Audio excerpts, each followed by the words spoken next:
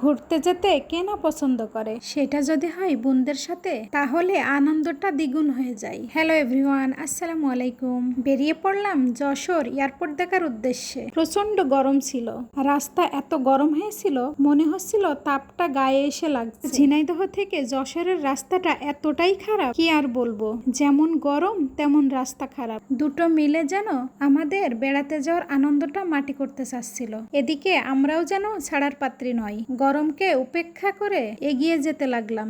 কিন্তু যেটা ভেবে গিয়েছিলাম সবই তার উল্টোটা হলো। আর অবশেষে ঢুকে পড়লাম সেই কাঙ্ক্ষিত এয়ারপোর্টের রাস্তায়। রাস্তাটা অনেক সুন্দর, চারপাশে দেখার মতো অনেক কিছু ছিল। তারপর ভিতরে ঢুকে একটা ক্যাফেতে বসে কিছু খেয়ে নিলাম। ক্যাফের বাহিরে বসে এই বিল্ডিংটা দেখছিলাম, মনে হচ্ছিল এই বিল্ডিংটা যেন হেলে আছে। কিছুক্ষণ পর পর একটা করে ছোট্ট ছোট্ট প্লেন উপরে উঠতেছিল। আর এই যে এয়ারপোর্টের ভিতরের দৃশ্য, ভিতরে নাকি ঢুকতে দেয় না, সন্ধ্যায় একটা প্লেন নামবে, তাই যেখান থেকে দেখা যায় সেখানে চলে গেলাম।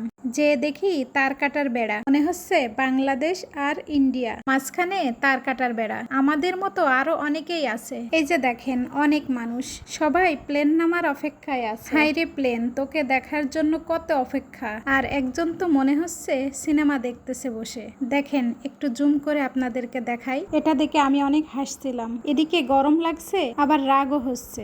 দেখেন এদিকে আবার আরেকজন মোটরসাইকেলের উপরে বসে আছে। এদিকে অপেক্ষা করতে করতে আমরা ধৈর্য হারা হয়ে যাচ্ছি। আর কিছুক্ষণ পর পর ছোট্ট ছোট্ট একটা করে প্লেন উঠতেছে আর নামতেছে। রাস্তার ওই পাশে একজনরা ধান কাটছিল, তাই আমরা সবাই মিলে ইয়ার্কি করছিলাম যে এতক্ষণ যদি ওদের ধানগুলো আমরা কেটে দিতাম তাহলে ওদের উপকার হতো, আমাদেরও সময় কাটতো। অবশেষে আমাদের প্লেন নামা আর দেখা হলো না, ধৈর্যের অবসান ঘটলো।